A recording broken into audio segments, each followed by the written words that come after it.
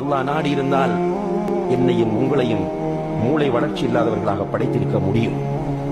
அல்லாஹ் நாடி இருந்தால் என்னையும் உங்களையும் மாற்றுத்திறனாளிகளாக அல்லாஹ்வினால் படைத்திருக்க முடியும். எனக்கும் உங்களுக்கும் தந்திருக்கிற குழந்தைகளை குறைபாடுள்ள குழந்தைகளாக அல்லாஹ் நாடி இருந்தால் தந்திருக்க முடியும். நிறைவான குழந்தைகளாக ஆரோக்கியமானவர்களாக நம்மை அல்லாஹ் தஆலா ஆக்கி இன்று வீதிகளிலே உறங்கிக் கொண்டிருக்கிற, வீதிகளிலே பிச்சை எடுத்து திரிகிற, மர நிழல்களிலே வாழ்ந்து கொண்டிருக்கிற, ஒரு வேளைக்கு சாப்பிட முடியாது, சாப்பிடுவதற்கு வசதி இல்லாமல் ஏங்கிக் கொண்டிருக்கிற மக்களை பார்க்கிற நாம், நமக்கு அல்லாஹ் தந்திருக்கிற இந்த நியமத்துகளை நினைத்து பார்ப்போமாக இருந்தால் நிச்சயமாக அந்த ரப்பை நேசிக்காமல் நம்மால் இருக்கவே முடியாது. சகோதர சகோதரிகளே, நம்முடைய உள்ளம் நம்மை அறியாமலேயே அல்ஹம்துலில்லாஹ் என்று சொல்லும்.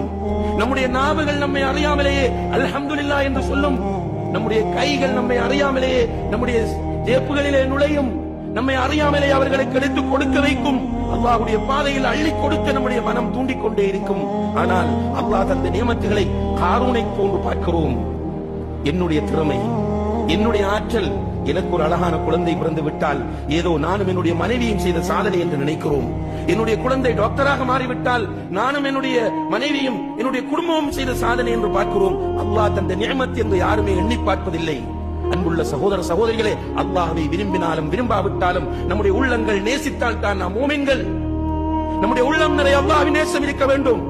அல்லாஹ் என்றால் நம்முடைய உள்ளத்தில் ஒரு நடுக்கம் வர வேண்டும், ஒரு அன்பு வர வேண்டும். அல்லாஹுக்காக என்றால் அள்ளி கொடுப்பதற்கும் உயிரை துறப்பதற்கும் இந்த நேரத்திலும் நம்முடைய உள்ளம் தயாராக இருக்க வேண்டும். அந்த நிலையை உள்ளம் அடையாதவரை வெற்றி பெற முடியாது.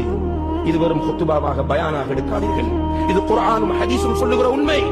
இந்த உண்மையின் யதார்த்தத்தை மௌத்தாகும் போது புரிந்து கொள்வோம், கபரிலே புரிந்து கொள்வோம், மஹ்ஷரிலே புரிவோம், அல்லாஹ் நம்மோடு பேசுகிற போது புரிவோம், சிராத் என்ற பாலத்தை கடக்க முனைகிற போது புரிவோம், அந்த கொழுந்து விட்டெறிகிற நரகத்தை கண்களால் பார்க்கிற போது, அது இறைந்து கொண்டு கொதித்துக் கொண்டிருப்பதை காதுகளால் கேட்கிற போது புரிவோம். பிரயோசனம் இல்லை.